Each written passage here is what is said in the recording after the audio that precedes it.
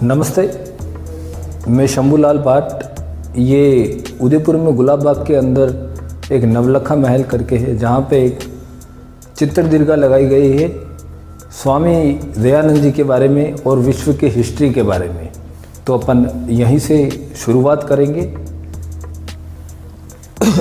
ये ऋषि अग्नि, वायु, आदित्य और अंगिरा, ये पहले तो आम मानव की तरह आदि मानव हुआ करते थे, लेकिन इनको ईश्वर द्वारा ऑटोमेटिक ज्ञान हुआ था वेदों का। 4 वेद जो हुए थे अपने, ऋग्वेद, यजुर्वेद, सामवेद और अथर्ववेद का, वही ज्ञान इन चारों ने ब्रह्मा जी को दिया था। और ब्रह्मा जी ने फिर आगे से आगे करते हुए अभी तक वेदों के आधार से सृष्टि चलती आ रही है। ये उदयपुर के महाराजा थे, सज्जन सिंह जी इनका नाम है। ये जो अपने बड़े बड़े ऋषि मुनि जो हुए थे वो हैं, जैसे कि इनका नाम था पतंजलि, प्रथम योग गुरु, योगा की ओपनिंग करने वाले। ये महर्षि कणादे, परमाणु आइटम बम जो बने उनके कणों की खोज की थी इन्होंने। ये सांख्य पृथक के कपिल मुनि हैं, गौतम ऋषि हैं, ये जैमिनी और ये वाल्मीकि जी, इन्होंने रामायण लिखी थी। ये व्याकरणाचार्य पाणिनि है, ये वेद व्यास जी महाभारत और गीता लिखने वाले। इन्होंने प्रथम आयुर्वेदिक जड़ी बूटी की खोज की थी, चरक नाम था इनका। चरक सहित एक ग्रंथ लिखा था इन्होंने। ये आचार्य सुश्रुत जी हैं। विश्व में जितने भी हॉस्पिटल जो चल रहे, शल्य चिकित्सालय, प्लास्टिक सर्जरी, उसकी प्रथम शुरुआत ओपनिंग की तो इन्होंने, आचार्य सुश्रुत नाम था इनका। ये आर्य समाज के विद्वान थे, स्वामी दर्शनानंद जी नाम है इनका। और ये अपने भारत के साइंटिस्ट महापुरुष हैं। आर्यभट्ट, राणक, चाणक्य, ज्योतिषाचार्य, भास्कराचार्य और भारद्वाज जी, ये सारे भारत के बड़े बड़े महापुरुष लोग हैं।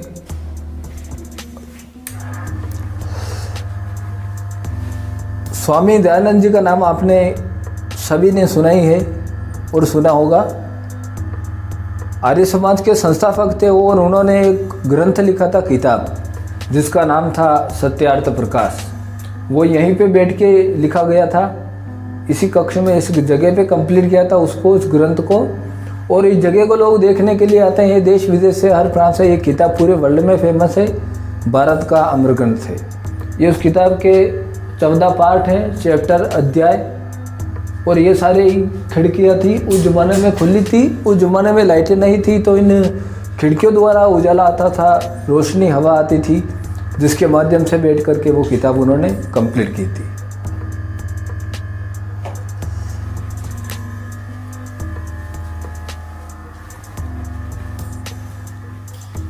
ये भी सारे फ्रीडम फाइटर हैं, लेकिन ये आर्य समाज से लिंक करते थे। इनका नाम था राम प्रसाद बिस्मिल।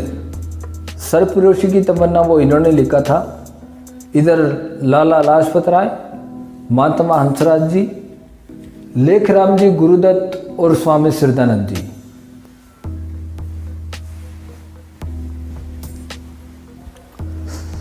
ये कुछ रूल्स, नियम है जिनकी प्रथम शुरुआत स्वामी जी ने की थी। हिंदुस्तान में बाल विवाह रोकना, छुआछूत, कन्याओं को पाठशाला भेजनी, मांस मदिरा पान त्याग करना।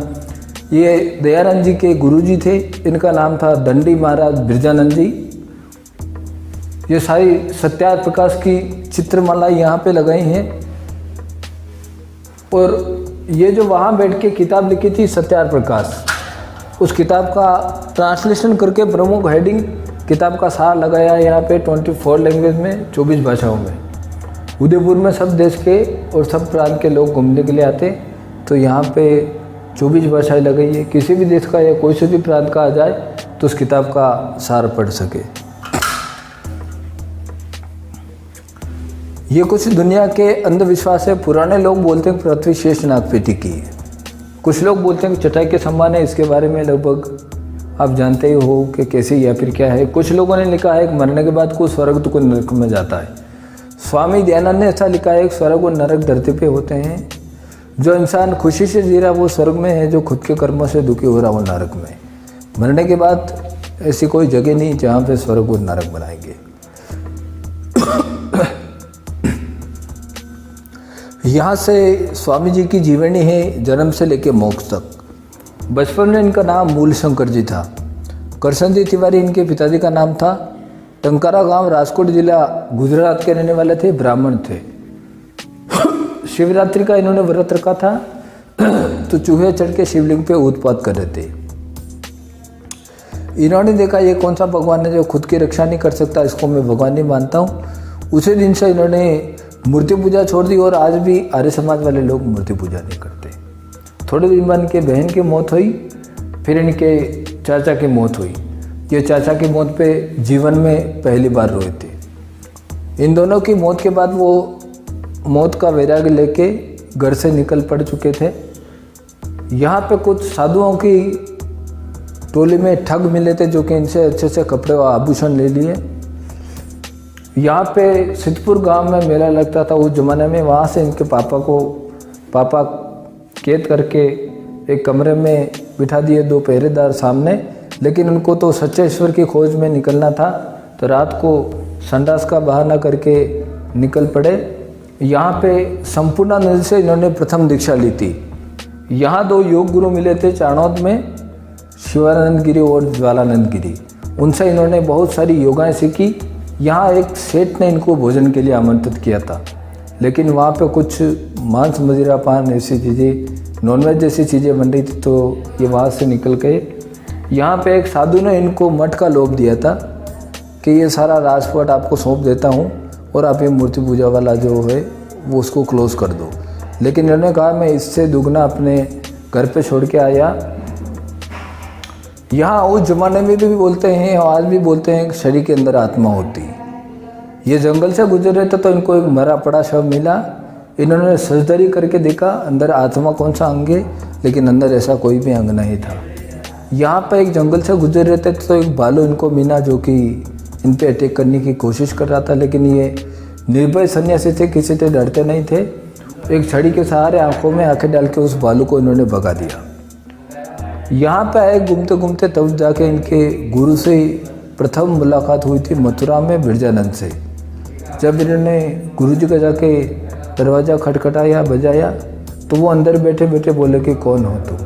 तो स्वामी जी ने रिटर्न जवाब दिया कि यही तो मैं भी जानने आया हूँ, मैं हूँ कौन, ये तो आप मुझे बताइए मैं कौन हूँ, ये दुनिया क्या है, जीवन क्या है, सच्चा परमेश्वर कहाँ है, सबके बारे में। उसी दिन से स्वामी जी को शिष्य बना लिया था ब्रिजानंद जी ने। यहाँ पर ये अपने गुरुजी की कुटिया में झाड़ू लगा रहे थे।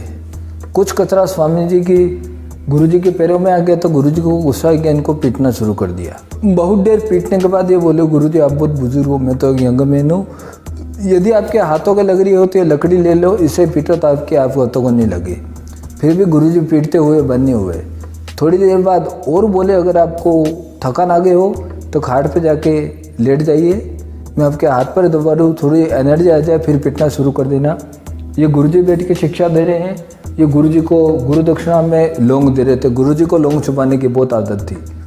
गुरुजी ने इनकार कर दिया, मुझे लौंग नहीं, मुझे तो अपना पूरा जीवन दो। दीन दुखियों की सहायता करोगे या फिर वेद वर्णों की शिक्षा दोगे, तो वैसा ही करते हैं। ये पादरियों को बैठ के शिक्षा या फिर विचार विमर्श कर रहे हैं। यहाँ पे आए तो एक गांव में बैठे हुए थे, एक नाई इनके लिए खाना लेके आता है। उस जमाने में छुआछूत बहुत थी। आसपास वाले कहने लगे ये नाई की रोटी आप नहीं खाओगे। तो महात्मा ने कहा इधर लाओ। जब पास में लाया थाली के अंदर कटोरी में सब्जी, गेहूं की रोटी और चावल पड़े। फिर बोले भाई ये तो गेहूं की रोटी है, नाई की रोटी कौन सी होती, नाई कौन सी फसल या फिर अनाज है जो उसकी रोटी बनती है। ये ऐसा कह के इन्होंने छुआछूत पे बाकी फोकस किया था। यहाँ एक नदी किनारे बैठे हुए थे तो गांव से एक औरत आई जिसका बच्चा मर चुका था। बच्चे को तो बहा दिया नदी में, लेकिन कफन का कपड़ा वापस ले जाने लगी। तब इन्होंने पूछा कफन को शमशान पर छोड़ दो, घर नहीं ले जाते हैं। तो वो औरत रोते हुए कहने लगी मेरे बच्चों को ढकने के लिए और मेरे तन को ढकने के लिए एक कपड़ा ही है, इसको भी बहा दूंगी तो मैं अपना तन कहाँ से ढके जाऊंगी। तब इनकी आंखों में दूसरी बार आंसू आ गए थे हिंदुस्तान की कुछ ऐसी गरीबी देख के। ये इनके वास्तविक ताकत थी, जो लड़ते हुए सांड को अलग करके पछाड़ देते थे। बचपन से बाल ब्रह्मचारी और सन्यासी थे।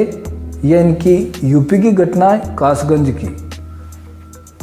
मुंबई में बैठ के इन्होंने आर्य समाज की स्थापना की थी।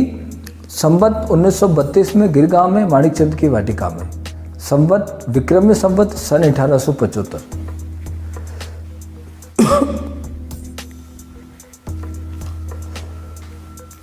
यहाँ पे आए तो कुछ लोगों ने इनको पान में जहर मिला के दे दिया था अनूप शहर में। उस गांव का जो मुखिया था वो इनका शिष्य था, वो सब लोगों को कैद करके लाया। तब इन्होंने पूछा इनको कैद क्यों किया है? मैं लोगों को कैद करने के लिए नहीं, मैं तो लोगों को कैद से छुड़ाने के लिए आया हूँ, ऐसा कह के उनको आज़ाद कर दिया।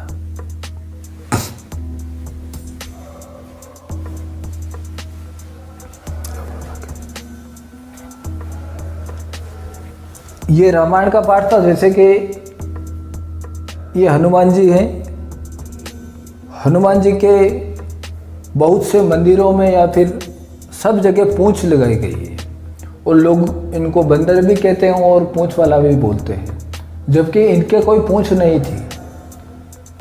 एक्चुअली इनकी पूंछ नहीं थी, इनकी पहुंच थी।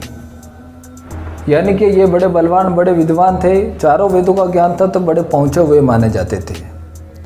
उस पूंछ को लोगों ने पूंछ वाला कर दिया है और इनको कहते हैं वानर। वानर एक प्रजाति थी उस जमाने में जिसका लोगों ने गलत मतलब लिया है बंदर। वानर का मतलब बंदर नहीं होता। यदि वानर का संधि विच्छेद किया जाए तो ये आता है कि वन में रहने वाला नर, वानर। ये वन में रहते थे इसलिए इनको वानर बोला गया है।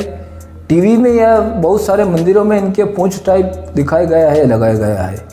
वो इनके जन्म से पूंछ नहीं थी, वो इनका एक हथियार था, शस्त्र था, जिसका नाम था लांगुल। हनुमान जी ने उसी हथियार से लंका जलाई थी। तो ये पॉसिबल नहीं है पूरी लंका जल के राख हो गई, तब तक पूंछ के कुछ भी नहीं हुआ। ये वाल्मीकि जी की रामायण में लिखा गया है, जो कि हिंदुस्तान में प्रत्यक्ष मानी गई है।